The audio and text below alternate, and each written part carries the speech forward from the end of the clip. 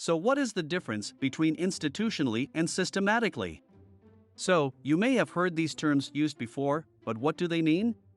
Well, institutionally refers to the practices and policies of an organization, while systematically refers to how things are done according to a series of predetermined rules and regulations. Let me give you an example.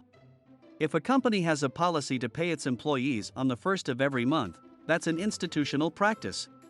On the other hand, if the company has a systematic process in place to make sure that all employees are paid accurately and on time, that's a systematic approach. So, in a nutshell, the differences between institutional and systematic processes are pretty straightforward. Institutions are formed by creating policies and rules that are agreed upon by a certain group or organization, while systemic processes are designed to ensure a consistent way of doing things across the entire organization. Now, as you can imagine, there are advantages and disadvantages to both approaches. Institutionally, it can be easier to change and modify policies on the fly as needed. However, it can also lead to inconsistencies across the organization. Systematically, on the other hand, it can be much easier to ensure consistency across the board since there are typically stricter guidelines in place.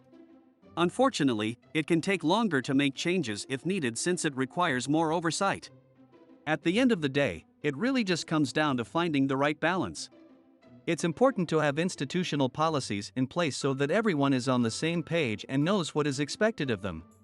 But it's also good to have a system in place so that everyone follows the same set of rules and regulations. That's all I have for today. I hope this gave you some insight into the differences between institutionally and systematically. Thanks for watching and don't forget to like and subscribe.